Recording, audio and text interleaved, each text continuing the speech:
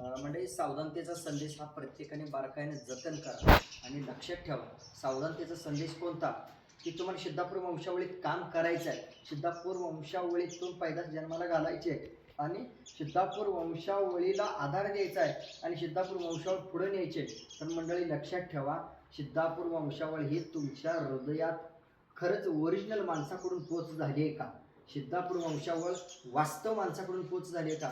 सिद्धापूर वंशावळ एडिटिंगनं मोबाईलनं पोच होण्यापेक्षा त्या एडिटिंगला मोबाईलला दिवस येण्यासाठी कुणी वास्तव ग्राउंड लेवलला कष्ट केले का? त्यांनी काही गोष्टी समजावून सांगितलेल्या का? तो माणूस कोण आहे तो शोधून काढा. त्यानंतर जे पाहिजे ते करतायत. व्हिडिओच काम केले, फोटोच काम केले, एडिटिंगच काम केले आणि झगमगाटवाल्यानं झगमगाटच काम केले. मात्र वास्तववाल्यानं वास्तव काम केले.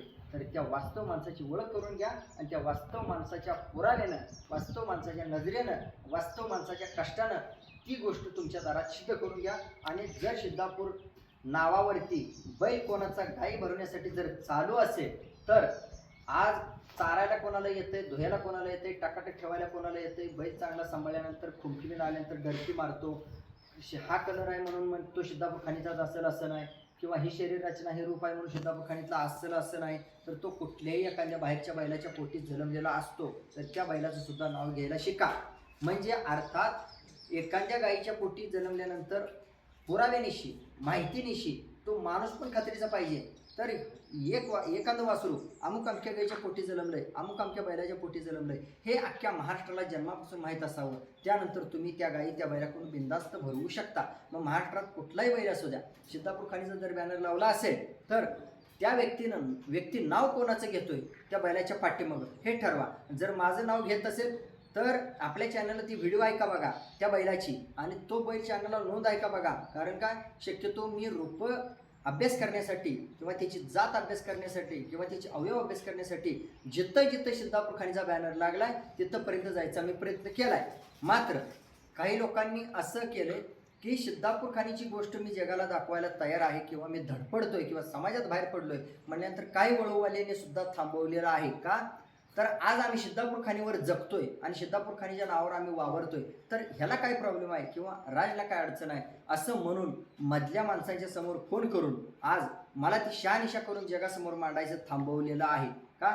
तर आज माझा त्या गोष्टीशी त्या व्यक्तीशी काही संबंध नसताना फक्त सिद्धापूर नावावरती लोक फसू नये, सिद्धापूर नावावरती लोक आज माशा कशा जाळात पडतात तसं पडू नये, फक्त पुराव्याशी पडावे, बिगर पुराव्याशी पडू नये. म्हणून मी ज्या ज्या ठिकाणी सिद्धापूर नावाचे बॅनर लागलेले त्या ठिकाणी सुरुवातीपासून माझं बारीक लक्ष आहे आणि जिथं खरंच खात्री आहे तर त्यांची सविस्तर व्यवस्थित मुलाखत मी जगापुढं मांडलेली आहे.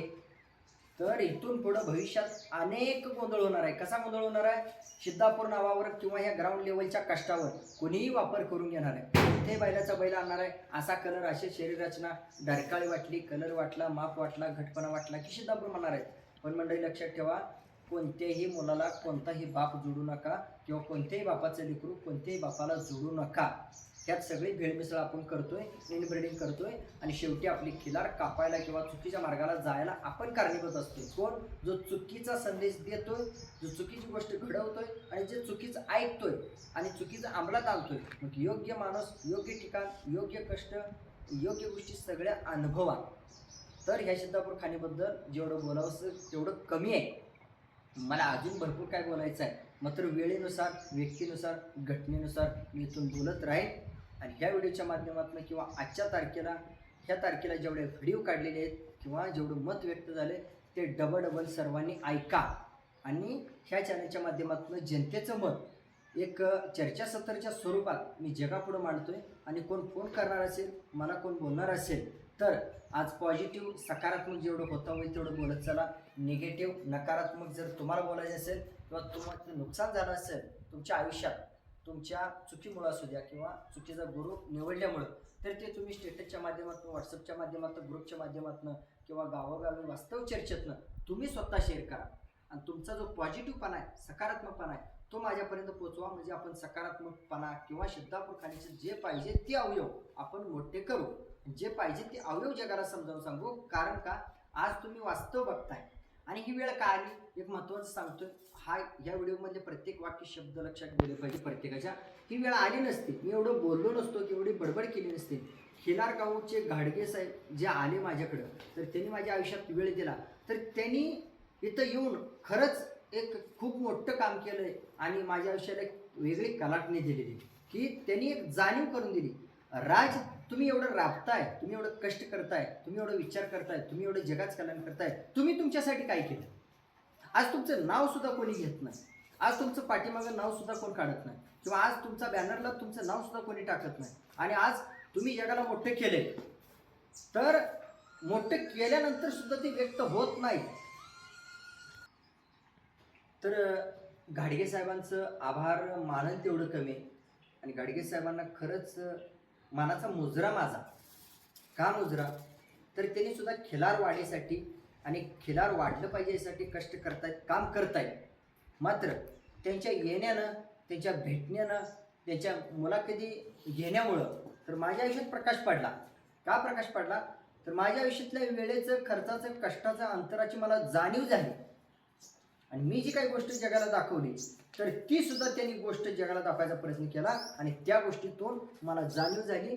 आणि मी बघितलं नव्हतं त्यांनी मुलाखत घेतली, तर मला जगाने मुलाखत घेऊन प्रतिसाद दिला की राज, तुम्ही एवढं कष्ट केलं, मात्र तुमचं नाव सुद्धा त्यांनी घेतलं नाही, चॅनल मालकाने सुद्धा घेतलं नाही आणि बैल मालकाने सुद्धा घेतलं नाही. मी चॅनल मालकानं नाव घ्यावं किंवा बैल मालकानं माझं नाव घ्यावं, मी याच्यासाठी कष्ट केलं नव्हतं. मी अजून सुद्धा सांगतोय, मला जे पाहिजे ते मी केलंय. बऱ्याच व्हिडिओमधनं मी सांगितलंय, मला सिद्धापूर खाणीतून मला ह्या राजाच्या पंजोबाचं रूप मला पुढं आणायचं होतं, पंजोबाचं रूप मला जन्माला घालायचं होतं.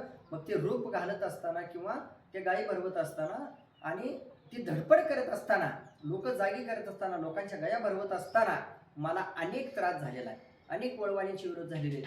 तर ह्या गोष्टीला न जुमानता, डोक्यात न ठेवता आणि जुमानता म्हणतो मी तुम्हाला, पण आज मला जुमानाची वेळ का आली माहिती आहे का?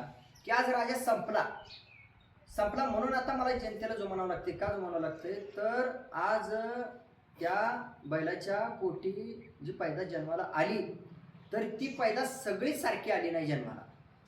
जनता म्हणत होती तर मी चुकीचं काम करतोय किंवा चुकीच्या बैलासाठी काम करतोय, चुकीच्या व्यक्तीसाठी काम करतोय. तर आता मला जनतेचं ऐकावं लागतं.